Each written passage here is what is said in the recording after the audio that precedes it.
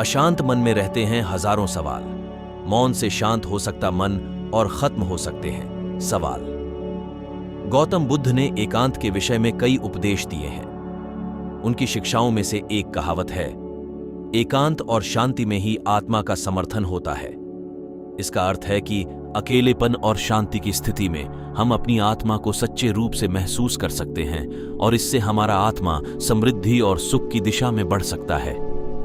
बुद्ध ने ध्यान और साधना के माध्यम से एकांत में जाकर आत्मा का साक्षात्कार करने की महत्वपूर्णता को बताया। बुद्ध से एक व्यक्ति ने कहा कि मैं आपसे कुछ प्रश्नों के उत्तर जानना चाहता हूं। बुद्ध ने कहा कि पहले कुछ समय के लिए मौन धारण करो। अशांत में कई तरह के प्रश्न चलते रहते हैं। जब तक इन प्रश्नों के जवाब नहीं मिल जाते हैं, मन को शांति नहीं मिलती है। मन को शांत करने का सबसे सटीक तरीका है मौन धारण करना। इस संबंध में गौतम बुद्ध का एक प्रेरक प्रसंग प्रचलित है। जानिए ये प्रसंग। एक दिन गौतम बुद्ध से मिलने एक व्यक्ति पहुंचा। वह व्यक्ति बुद्ध से बोला कि मैं आपसे कुछ प्रश्न पूछना चाहता हूं, कृपया आप मेरे प्रश्नों के उत्तर दीजिए। बुद्ध ने देखा कि वह व्यक्ति बहुत अशांत लग रहा है। उन्होंने कहा कि मैं तुम्हारे सभी प्रश्नों के उत्तर दे दूंगा, लेकिन तुम्हें 1 साल तक मौन धारण करना होगा। उसके बाद तुम जो भी कुछ पूछना चाहते हो पूछ सकते हो। मैं अपनी बात का पक्का हूं, 1 साल बाद तुम्हें सारे प्रश्नों के उत्तर जरूर मिल जाएंगे। व्यक्ति ने बुद्ध की बात मान ली और मौन व्रत धारण कर लिया। अब वह पूरे समय मौन रहने लगा। कुछ ही दिनों में मौन की वजह से वह ध्यान में उतरने लगा था। उसका मन शांत होने लगा। मौन और ध्यान की वजह से उसके सभी प्रश्न खत्म होने लगे। इस तरह 1 साल बीत गया। अब वह एकदम शांत और प्रसन्न रहने लगा था। समय पूरा होने पर बुद्ध ने उस व्यक्ति से कहा कि मैंने तुम्हें 1 साल बाद प्रश्न पूछने के लिए कहा था। आज 1 साल पूरा हो गया है। अब तुम अपने सभी प्रश्न मुझसे पूछ सकते हो।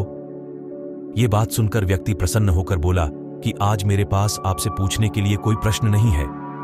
बुद्ध उस व्यक्ति से बोले कि जब तुम यहां आए थे तुम्हारा मन अशांत था। जब किसी व्यक्ति का मन शांत नहीं रहता है तो उसके मन में प्रश्न उठते रहते हैं। अशांत मन परेशानियों का कारण बनता है। हमारे मन की 2 अवस्थाएं हैं, एक में प्रश्न होते हैं और दूसरी अवस्था में उत्तर होते हैं। मौन की वजह से हमारा मन दूसरी अवस्था में पहुंच जाता है जहां हमारे प्रश्न खत्म हो जाते हैं और हमारे पास उत्तर ही उत्तर होते हैं।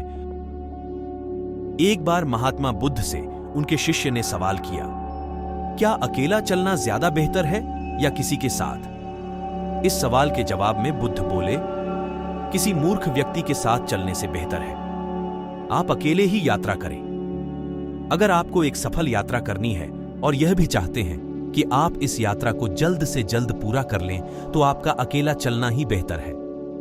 लेकिन अगर आपको किसी लंबी यात्रा पर निकलना है तो किसी का साथ होना सही है। लेकिन यह बात सबसे अधिक महत्व रखती है कि जिस व्यक्ति के साथ आप चल रहे हैं वह कौन है।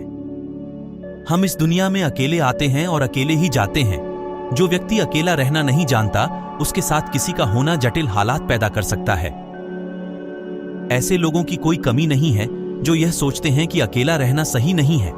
जो लोग अकेले रहते हैं उन्हें या तो एंटी सोशल का टैग दे दिया जाता है या फिर उन्हें बेहद अहंकारी प्रवृत्ति का मान लिया जाता है। जबकि वे अपने अकेलेपन में काफी खुश और संतुष्ट रहते हैं। उनके लिए यह मजबूरी नहीं बल्कि पसंदगी है। उन्हें खुश रहने के लिए किसी और का साथ नहीं चाहिए। वे अपनी कंपनी में ही काफी एंजॉय कर लेते हैं। अकेलापन आपको भिन्न भिन्न तरह से खास बनाता है। इसके कई तरह के भौतिक लाभ हैं, जिसमें सबसे पहली चीज है कि आप अपने अनुसार जीवन का मजा उठा सकते हैं। आपको किसी की रजामंदी की आवश्यकता नहीं होती। दूसरा, आप अन्य लोगों से ज्यादा प्रोडक्टिव भी होते हैं। आपको किसी चीज के लिए ना तो माफी मांगनी पड़ती है और ना ही किसी से परमिशन लेनी होती है।